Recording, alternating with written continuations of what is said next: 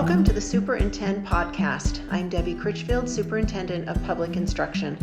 Our guest on this episode has been the face of his profession in Idaho for the last year.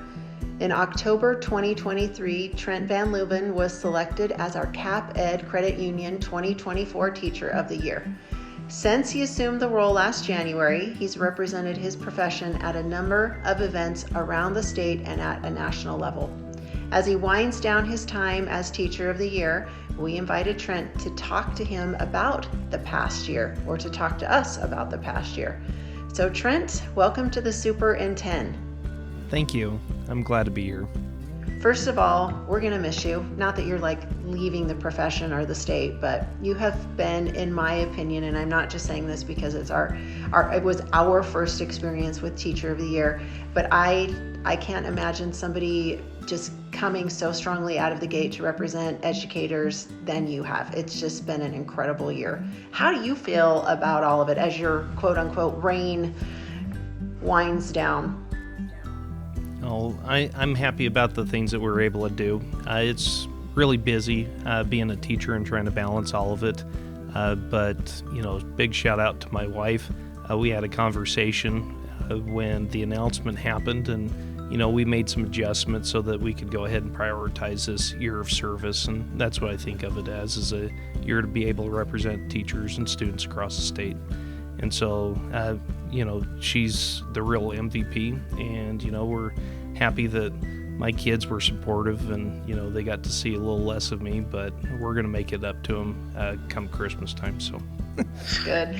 You really have been. I think service is the perfect word. Such a great model of what educators do, how you've talked about your profession, how you have represented Idaho nationally. You got to go to the White House, is it 3 times? Did I count that right in a year's time? That's correct. That had to have been just incredible to participate. And I don't know if all of the events were black tie, but I know at least one of them was quite a big event. Oh, yeah. So we were able to go to the state dinner there in the White House, and so we were able to tour the White House.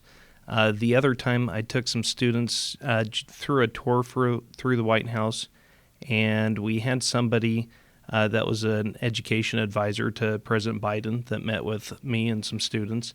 And then this last time we were invited for the back to school event at the White House. And so I was able to take some community members, great supporters of our program, the history teacher, and a student. And her name's Alyssa Pearson, and she ended up having to miss one of her volleyball games in a practice to go to the White House. But she was able to play volleyball on the South Lawn. Yeah. It's older, she will not regret that decision. Oh, I've man. been a proponent of career technical education specifically, but in general, you're just a proponent for kids getting skills and using their knowledge to do something. I'd like to ask you, as you reflect upon this last year, your message takes in more than just career tech. It takes in a broader perspective about the role of an educator.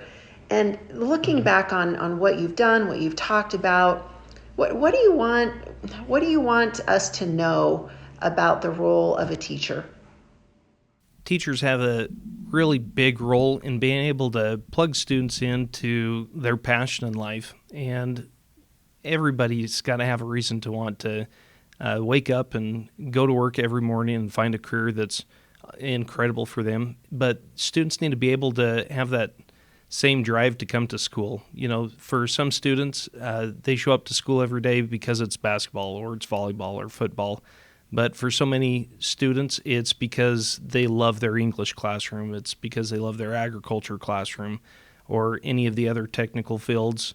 But every student needs to have some reason to just love coming to school every day, something that just speaks to them and addresses some of their talents and their interests. And I think teachers have a really awesome opportunity to kind of scout for talent and to try to plug students into something that maybe they haven't thought of doing themselves before. But, I think if everybody thinks back onto their favorite teacher, there'll be that moment that the teacher said something like, "I really enjoyed your essay. Have you ever considered going into a job in this?" And those are the moments that we remember from our favorite teachers, is even those little words of advice. is a vote of confidence. Yeah, I think that's one of the most important things that teachers bring to a classroom for a student is believing in themselves and what they can do. You and I have talked a lot about this. We've got a formal process in place now where we're talking about what educators need.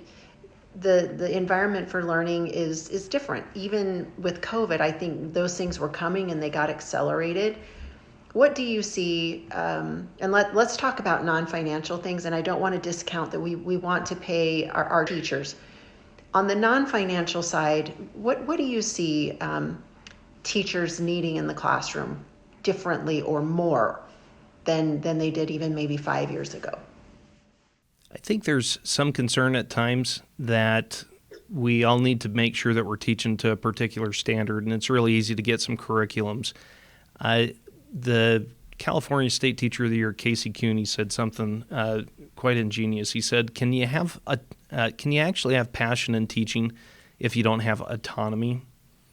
And there needs to be a little bit of flexibility with curriculum, and our teachers need to be able to have good conversations and teach to their particular strengths.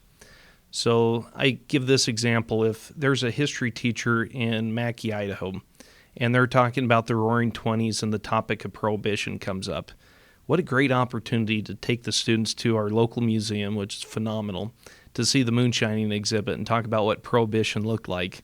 So you have that opportunity to talk about the local type stuff.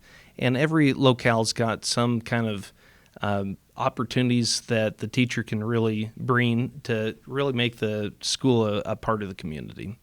So for instance, our Mackay area, we have a campus. I can't imagine Idaho ever building a campus in Florida so people could go study, ocean currents or anything like that. But the University of Southern Florida has a campus in Mackay, and they bring students up to study the geology up there in Idaho, right?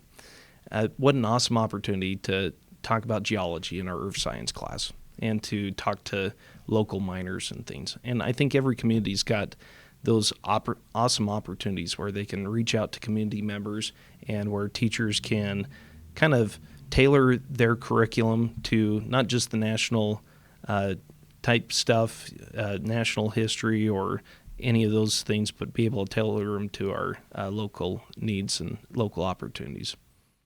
I love that, and you and I have talked a lot about this as far as it comes to career opportunities. That we, in many regards, we should not, in fact, in the first place, should not overlook our own backyards for that connection of why are we learning that or this. I think it, in so many ways, answers that question of, well, when am I going to need to know that?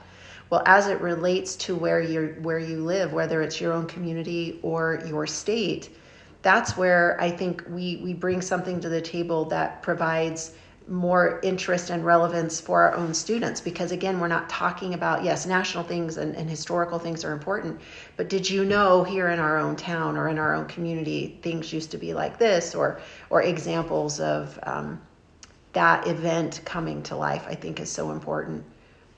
Thinking of where you go from here with this. I mean, you have a platform now. You've been asked to speak at so many things, not just nationally, but I know we've taken advantage of utilizing you and having you come and speak on a variety of topics, whether it was at the legislature or participate in other committees.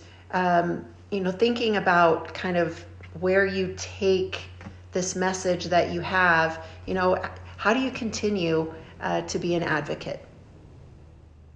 Well, that's a great question. I think it's just important to be able to talk where you can about these things. And, I've invited myself to some college classrooms to be able to talk to some teacher prep programs and talking to the next generation teachers. And I mean, it's phenomenal to be able to talk with them. I've got a good 16 years of experience, and I've made more mistakes than I think anybody else has in some regards. In fact, I had a buddy that was looking at shopping for a bus for their college program, and I said, the only reason you're calling me up is because I've been broke down in a bus more than most, right?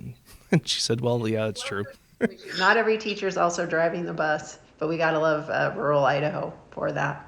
Absolutely. So I guess I just take whatever opportunity I find, and those connections and be able to talk with people. I had a friend reach out to me that I've known since elementary school that just found herself in a classroom, and she was having some difficulties on some different things, and we were able to talk about stuff for about an hour. And those are the moments I probably enjoyed most over the years, being able to help out people and answer some questions and hopefully give some good sound advice. I love it. Well, we're not going to lose your number, and we'll continue to look to you as a source of information and expertise in these things. And for me personally, it has been a pleasure to get to know you professionally and personally at the SDE. We consider you to be our friend, and again, such a great exemplar of educators in our state. So again, our guest on this episode of The Superintendent has been Idaho's 2024 CAP Ed Credit Union Teacher of the Year, Trent Van Leuven. Trent, thanks again on behalf of Idahoans for what you do for kids. Thank you so much. It's been a pleasure, and it's been great to get to know you and your staff, and it's been an awesome year. Thank you so much. The Superintendent is produced by the Idaho Department of Education. Episodes are available on Apple Podcasts and Spotify. They can also be streamed on YouTube and the department's website, sde.idaho.gov. I'm Debbie Critchfield, Superintendent of Public Instruction.